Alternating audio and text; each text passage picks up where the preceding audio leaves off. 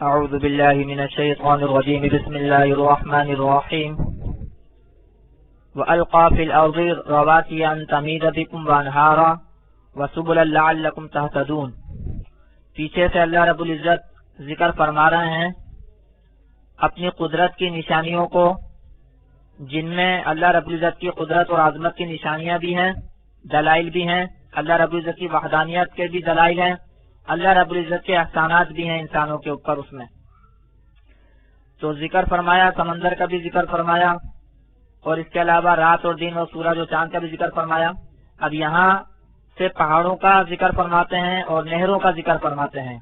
فرمایا کہ وَأَلْقَى فِي الْأَرْضِ رَوَاسِيَ أَن تَمِيدَ بِكُمْ، اور ڈالے زمین میں بوجھ، رواسیہ بوجھ یعنی کہ پہاڑ، اور ڈالے زمین میں بوجھ کہ تم کو کہ ایسا نہ ہو کہ تم کو لے کر ہلیں، یعنی اللہ رب العزت نے پہاڑ رکھے، پہاڑ بنائے تاکہ زمین ہلے نہیں۔ اب یہاں پر ایک بات سمجھ لیں کہ آپ کو معلوم ہے کہ ان علاقوں میں زلزلے زیادہ آتے ہیں جہاں پر پہاڑ ہوتے ہیں۔ تو اگر کوئی یہ سوال کرے کہ بھئی وہاں پر تو پہاڑ ہیں تو پھر زلزلے کیوں زیادہ آتے ہیں، تو دراصل بات یہ ہے کہ وہ جگہ ہوتی ہی ایسی ہیں، کیونکہ آپ کو معلوم ہوگا، سائنسدان بھی بتاتے ہیں کہ زمین کی جو اندرونی جو تہیں ہیں اور زیادہ اندر جو ہے وہ گرمی ہے اور لاوا سا ہے اور مختلف قسم کے معدنیات بھی ہیں، اور زمین کی بڑی بڑی پلیٹیں ہیں۔ تو وہ جگہیں جہاں پر پہاڑ پائے جاتے ہیں فی الحقیقت وہ زمین کی کمزور جگہ ہوتی ہیں۔ گویا کہ فرض کر لیں کہ اگر وہ پہاڑ نہ ہوتے تو وہ زمینیں رہائش کے قابل ہوتی ہی نہیں۔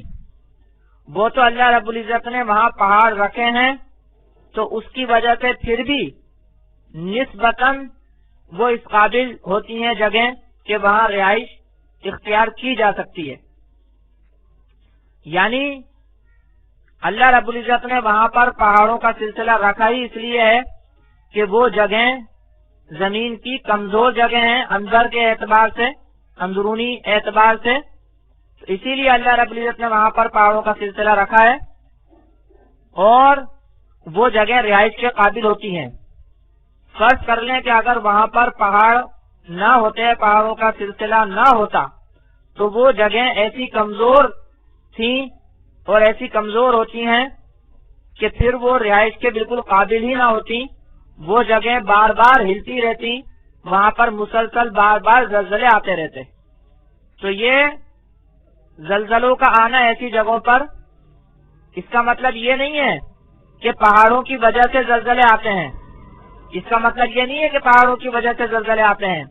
پہاڑوں کی وجہ سے تو زلزلوں میں کمی آتی ہے، وہ جگہیں کمزور جگہ ہوتی ہیں، وہاں اندر زیادہ جو ہے نا وہ انقلابات، وہ الٹ پلٹ اور زمین کی جو پلیٹیں ہیں جو کھسکتی ہیں، وہ معاملات وہاں زیادہ ہوتے ہیں۔ وہ تو پہاڑوں کے نمودار ہونے کی وجہ سے، پہاڑوں کی وجہ سے پھر بھی کچھ بچت ہو جاتی ہے اور نسبتاً زلزلے کم آتے ہیں جو ویسے زیادہ آتے۔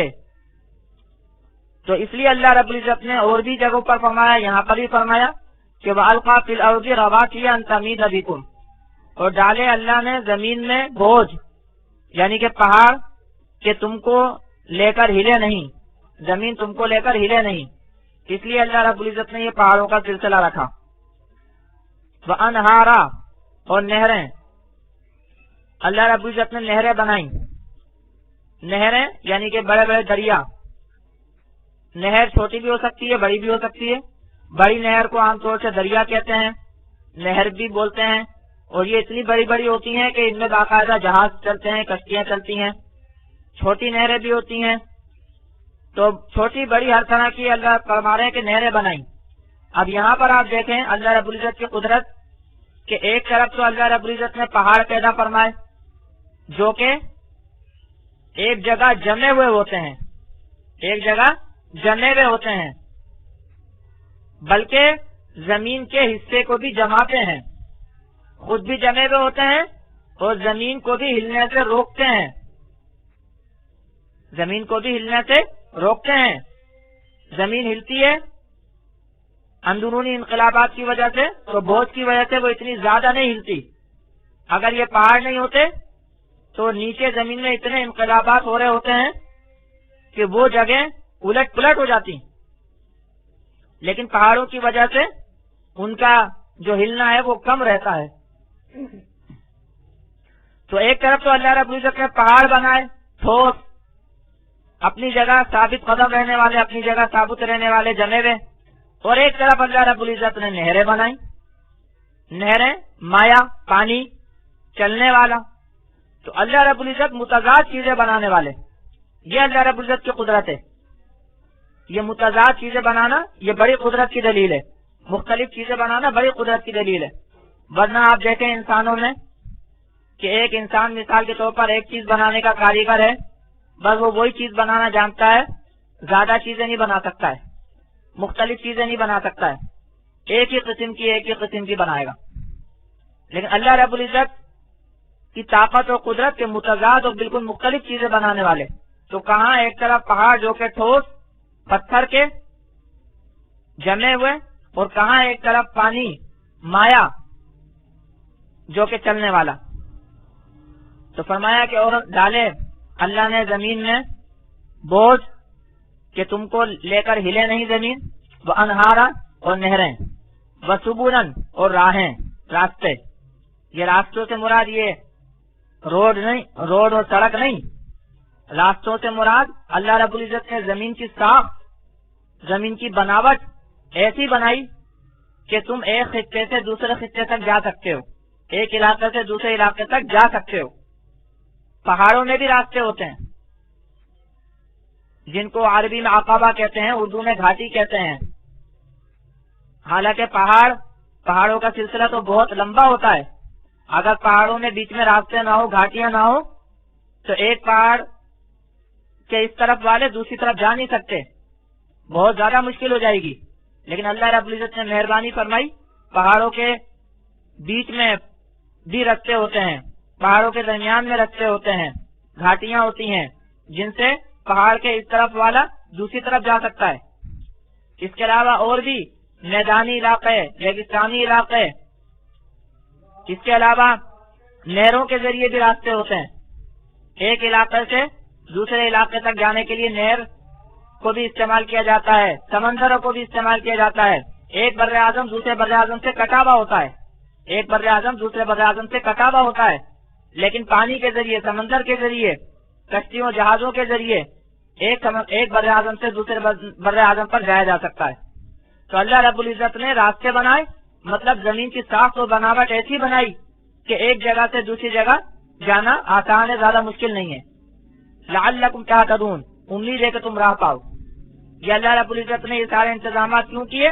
تاکہ یہ راستے کیوں بنائے؟ تاکہ تم راہ پاؤ، ایک دوسرے علاقے میں جا سکو۔ تو یہ اللہ رب العزت کی قدرت بھی، اللہ رب العزت کا احسان بھی۔ وعلامات، اور نشانیاں، اللہ رب العزت نے نشانیاں بنائیں، یعنی بہت سی چیزیں ایسی بنا دی جو کہ علامت کے طور پر استعمال ہوتی ہے، اور بھی ان کے فائدے ہوتے ہیں۔ یہ مطلب نہیں ہے کہ صرف یہی ایک فائدہ ہے، صرف یہی ایک فائدہ نہیں ہے۔ اب مثال کے طور پر کہیں پر کوئی ٹیلا ہے، کہیں پر کوئی درخت ہے، کہیں پر کوئی پہاڑ ہے ایک مخصوص قسم کا، تو یہ علامت کے طور پر، نشانیوں کے طور پر لوگ اس کو استعمال کرتے ہیں کہ بھئی یہاں پر پہاڑ آئے گا، پھر یہاں پر درخت آئے گا، پھر یہاں پر ایسا رستہ ہوگا، پھر وہاں پر ویسا رستہ ہوگا۔ تو یہ اللہ رب العزت نے مختلف جگہوں پر مختلف علامات اور نشانیاں اس طرح بنائیں جس سے راستہ طے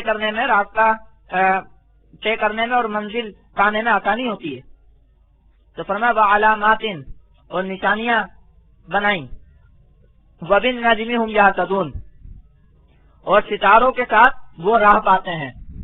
ستاروں کا ایک فائدہ یہاں پر بتایا، یہ ایک فائدہ ہے، ورنہ ستاروں کے اور بھی بہت سارے فائدے ہو سکتے ہیں، لیکن انسانوں کو یہ فائدہ حاصل ہوتا ہے کہ ستاروں سے راہ پاتے ہیں، مختلف ستاروں کے ذریعے جو ہے نا وہ سمت معلوم کرتے ہیں، راستہ معلوم کرتے ہیں کہ بھئی یہ ستارہ اس طرف ہے تو گویا کہ ہمیں منزل کی طرف جو جانا ہے تو اس طرف کو جانا ہے۔ پہلے کے لوگ جب رات کو سفر کرتے تھے، دن کو سفر میں تو سورج کی وجہ سے سمت کا اندازہ لگانا آسان ہوتا تھا دن میں، اور رات کے سفر میں ستاروں کے ذریعے کہ فلاں جگہ فلاں ستارہ ہے، یہ فلاں ستارہ ہے، اور یہ اس طرف ہے، یہ اس رخ پر ہے تو ہمیں اس رخ پہ جانا ہے۔ مین اور جو بنیادی راستہ معلوم کرنے کا جو طریقہ ہوتا ہے وہ سمت کے ذریعے ہی ہوتا ہے۔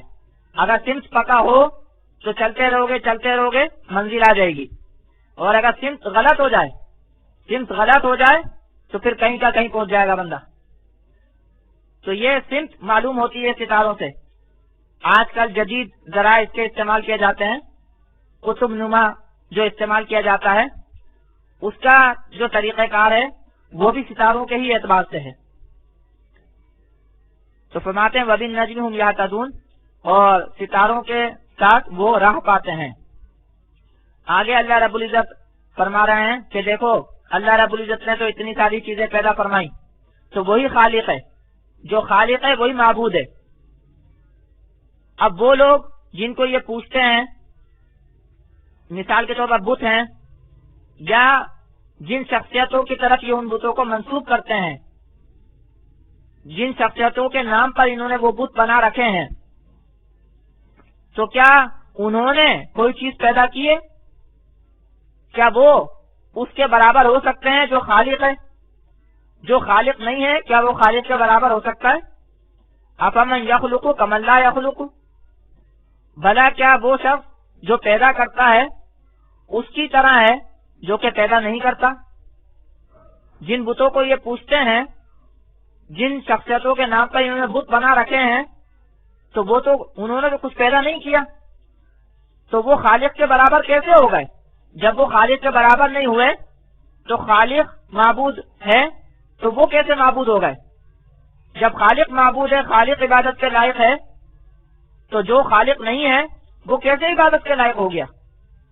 افمن یخلق کمن لا یخلق، بھلا کیا وہ جو پیدا کرتا ہے اس کی طرح ہے جو پیدا نہیں کرتا؟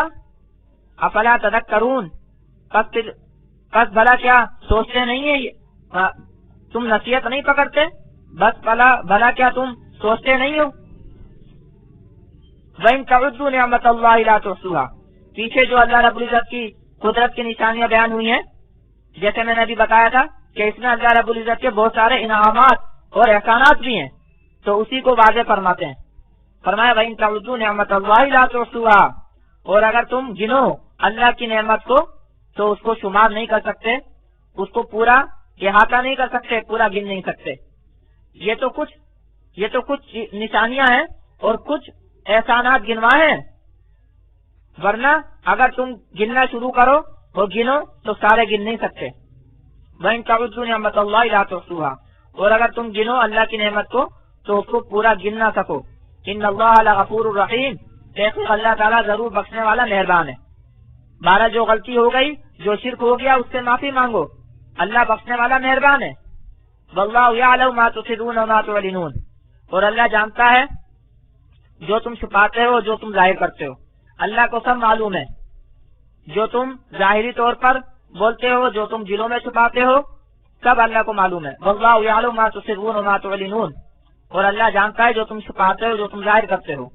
والذین یدعون من دون اللہ لا یخلقون شیئا وهم یخلقون، اور وہ لوگ جن کو یہ اللہ کے علاوہ پکارتے ہیں پیدا نہیں کرتے وہ کچھ بھی، اور وہ تو خود پیدا کیے جاتے ہیں۔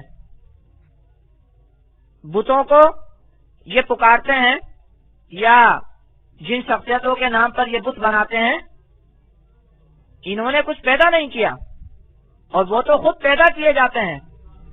ظاہر سی بات ہے بت جو ہے، بت تو خود یہ انسان بناتے ہیں، اور وہ جو شخصیتیں تھیں وہ شخصیتیں بھی پیدا ہوئی تھی ماں باپ کے ذریعے، جو ایک طریقہ کار ہے انسانوں میں نسل کا، اسی طریقے کا پیدا ہوئے تھے، تو ان کو بھی کسی نے پیدا کیا تھا. تو ایک طرف خالق، ایک طرف مخلوق، تو مخلوق کہاں خالق کے برابر ہو سکتی ہے اور عبادت کے لائق ہو سکتی ہے؟ والذین یدعون من دون اللہ لا یخلقون شیئا وهم یخلقون، اور وہ لوگ جن کو یہ پکارتے ہیں اللہ کے علاوہ نہیں پیدا کرتے کچھ بھی، اور وہ تو خود پیدا کیے جاتے ہیں.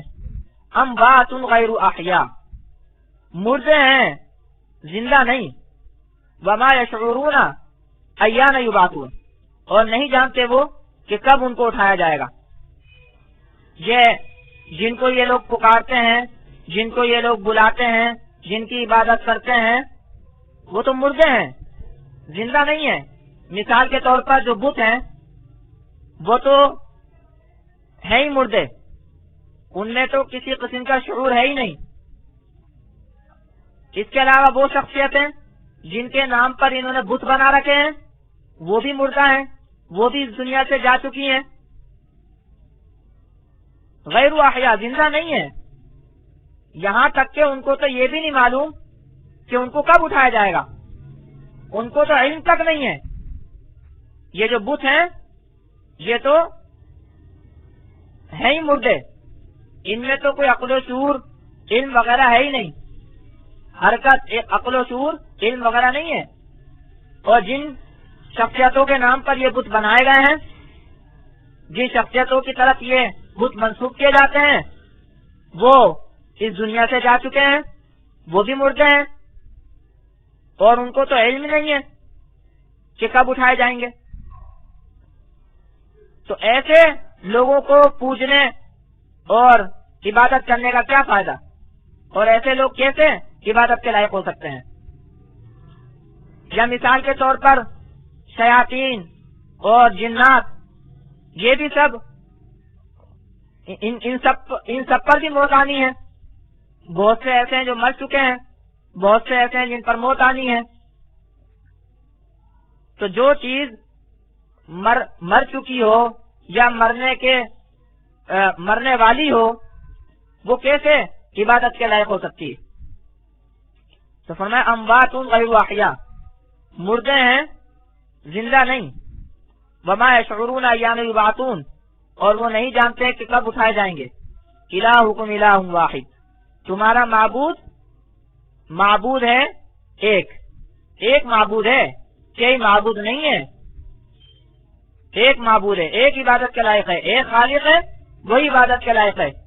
دوسرا کوئی خالق نہیں تو دوسرا کوئی معبود نہیں. الہکم الہ واحد، تمہارا معبود ایک. فالذین لا یؤمنون بالآخرۃ قلوبهم منکرۃ وهم مستکبرون، پس وہ لوگ جو ایمان نہیں لاتے آخرت پر، ان کے دل منکر ہیں اور وہ تکبر کرنے والے ہیں. جو لوگ آخرت پر ایمان نہیں لاتے، ان کے دل آخرت سے، اللہ رب العزت کی وحدانیت سے، رسالت سے منکر ہیں. اور حقیقت اور اصل وجہ ہے تکبر کی وجہ سے غور نہیں کرتے ہیں، تکبر کی وجہ سے مانتے نہیں ہیں. ورنہ تو آخرت کو قبول کرنا یا اللہ رب العزت کی وحدانیت کو قبول کرنا، رسالت کو قبول کرنا، یہ تو دلائل سے ثابت ہے، یہ تو دلائل سے سمجھ میں آتا ہے، عقل سے سمجھ میں آتا ہے. لیکن کیا دل انکار کرتے ہیں، اور اس کی وجہ ہے تکبر. فرمایا فالذین لا یؤمنون بالآخرۃ، پس وہ لوگ جو آخرت پر ایمان نہیں رکھتے، قلوبہم منکرہ، ان کے دل انکار کرنے والے ہیں، وہم مستکبرون، اور وہ تکبر کرنے والے ہیں. لا جرم ان اللہ یعلم ما یسرون وما یعلنون، کوئی شک نہیں کہ تحقیق اللہ تعالیٰ جانتا ہے جو یہ چھپاتے ہیں اور جو ظاہر کرتے ہیں. انہ لا یحب المستکبرین، تحقیق اللہ تعالیٰ دوست نہیں رکھتا تکبر کرنے والوں کو. یہ کچھ بھی بولیں ظاہر میں اور کچھ بھی دل میں چھپائیں، یہ جتنے مشرکین ہوتے ہیں یا جو مشرکین کے سردار ہوتے ہیں، یہ زبان سے تو کچھ اور کہہ رہے ہوتے ہیں لیکن حقیقت میں دل میں کچھ اور ہوتا ہے. مثال کے طور پر زبان سے تو یہ کہہ رہے ہوں گے کہ ہم اپنے آبا و اجداد کے دین کو کیسے چھوڑ دیں، ہمارے آبا و اجداد جن کو پوچھتے رہے ہم ان کو کیسے چھوڑ دیں، اور دل میں اصل میں یہ خود ڈر رہے ہوں گے اپنے مفادات کے اعتبار سے. اصل میں تو یہ دل میں اپنے مفادات کا تحفظ کر رہے ہوتے ہیں. دل میں ان کے یہ ہوتا ہے کہ اگر ہم ان کو چھوڑ دیں گے تو ہمارے جو مفادات ہیں جو اس نظام سے وابستہ ہیں وہ ختم ہو جائیں گے. تو دل میں جو کچھ ہو، زبان پہ جو کچھ ہو، اللہ سب جانتا ہے. لا جرم ان اللہ یعلم ما یسرون وما یعلنون، کوئی شک نہیں کہ تحقیق اللہ تعالیٰ جانتا ہے جو یہ چھپاتے ہیں اور جو ظاہر کرتے ہیں. انہ لا یحب المستکبرین، تحقیق اللہ پسند نہیں کرتا تکبر کرنے والوں کو. تکبر کی وجہ سے یہ غور و فکر نہیں کرتے، مانتے نہیں ہیں. اللہ تعالیٰ کو تکبر کرنے والے پسند نہیں ہیں، اس لیے پھر ان کو ہدایت نصیب نہیں ہوتی. وَإِذَا قِيلَ لَهُمْ مَاذَا أَنزَلَ رَبُّكُمْ قَالُوا أَسَاطِيرُ الْأَوَّلِينَ، اور جب کہا جائے ان کو کہ کیا اتارا تمہارے رب نے، تو کہتے ہیں کہ کہانیاں ہیں پہلوں کی. جب ان سے کوئی سوال پوچھے مشرکین سے، یا آپس میں ایک دوسرے سے پوچھیں، یا جب ان سے کوئی دوسرا کوئی پوچھے کہ کیا اتارا تمہارے رب نے، تو کہتے ہیں کہ یہ تو اصل میں پہلوں کی قصے کہانیاں ہیں. یعنی قرآن مجید کو قصہ کہانیاں سمجھتے ہیں. قرآن مجید کی حقانیت اور اس کی باز و نصیحت سے جو ہے وہ بہرہ مند نہیں ہوتے، اس کی باز و نصیحت اور حقانیت پر دھیان نہیں کرتے، بلکہ جو اس میں نبیوں کو قصے سمجھانے کے لیے بیان کیے جاتے ہیں تو کہہ دیتے ہیں یہ تو اصل میں بس پہلوں کے قصے کہانیاں ہیں، یہ اپنی زبان میں بنا کے لے آئے ہیں. وَإِذَا قِيلَ لَهُمْ مَاذَا أَنزَلَ رَبُّكُمْ، اور جب کہا جائے ان کو کہ کیا اتارا تمہارے رب نے، قَالُوا أَسَاطِيرُ الْأَوَّلِينَ، کہتے ہیں کہ پہلوں کی کہانیاں ہیں. لِيَحْمِلُوا أَوْزَارَهُمْ كَامِلَةً يَوْمَ الْقِيَامَةِ، تاکہ اٹھائیں ان کے بوجھ پورے قیامت کے دن. وَمِنْ أَوْزَارِ، تاکہ اٹھائیں اپنے بوجھ پورے قیامت کے دن. وَمِنْ أَوْزَارِ الَّذِينَ يُضِلُّونَهُمْ بِغَيْرِ عِلْمٍ، اور ان لوگوں کے بوجھ سے، ان لوگوں کے گناہوں سے کہ جن کو گمراہ کرتے ہیں بغیر علم کے. أَلَا سَاءَ مَا يَزِرُونَ، سن لو برا ہے وہ جو وہ بوجھ اٹھاتے ہیں. یعنی جب ان سے کوئی پوچھے تو بجائے اس کے کہ یا تو سمجھ کی بات کریں، یا اگر ان کو سمجھ میں نہیں آ رہا تو بول دیں بھائی ہمیں نہیں معلوم، لیکن کیا کرتے ہیں الٹا پلٹا جواب دیتے ہیں. قرآن مجید کو پہلوں کی کہانیاں، قصے کہانیاں قرار دیتے ہیں. اس طرح دوسرے لوگوں کو گمراہ کرتے ہیں تو اپنا بوجھ تو اٹھائیں گے ہی، دوسروں کو گمراہ کرنے کا بوجھ بھی اٹھائیں گے. یہ جو فرمایا اوزارہم کاملہ، کہ اٹھائیں گے اپنے بوجھ کو پورے، یعنی اپنا تو پورا بوجھ اٹھائیں گے، اور دوسروں کے جن کو گمراہ کیا ہے ان کے بوجھ سے اٹھائیں گے. کیا مطلب؟ ظاہر سی بات ہے کہ سبب جو بنے ہیں تو سبب کا بوجھ اٹھائیں گے، سبب کے حساب سے جو گناہ ہے وہ اٹھائیں گے. یہ نہیں ہے کہ جن لوگوں کو گمراہ کیا ہے ان کا سارا بوجھ اٹھائیں گے، ایسا نہیں، ان کے بوجھ سے اٹھائیں گے. یعنی سبب جو بنے ہیں تو سبب کے اعتبار سے جو بوجھ ہوگا، جو گناہ ہوگا وہ اٹھائیں گے. تو اس لیے فرمایا وَمِنْ أَوْزَارِ الَّذِينَ، کہ ان لوگوں کے بوجھ سے، ان لوگوں کے گناہوں سے، یعنی اپنا تو سارا بوجھ، کفر کا بھی، شرک کا بھی، گناہوں کا بھی، اور ان لوگوں کا جن کو گمراہ کیا ان کا سارا بوجھ نہیں بلکہ سبب بننے کا بوجھ، ان کی گمراہی کا اور ان کے کفر کا ذریعہ اور سبب بننے کا بوجھ اٹھائیں گے. فرمایا لِيَحْمِلُوا أَوْزَارَهُمْ، تاکہ اٹھائیں اپنے بوجھ، اپنے بوجھوں کو، تاکہ اٹھائیں اپنے پورے بوجھوں کو یوم قیامت، قیامت کے دن. وَمِنْ أَوْزَارِ الَّذِينَ يُضِلُّونَهُمْ بِغَيْرِ عِلْمٍ، اور ان لوگوں کے بوجھوں سے کہ جن کو گمراہ کرتے ہیں بغیر علم کے، یعنی ان کو بتا دیتے ہیں بغیر جانے. یا تو جاننا چاہیے کہ بھئی صحیح بات کیا ہے، اور نہیں معلوم تو بولنا چاہیے ہمیں نہیں معلوم. تو بغیر جانے بوجھے، بغیر تحقیق کیے اس طرح کی باتیں بول دیتے ہیں جس سے دوسرے لوگ گمراہ ہوتے ہیں.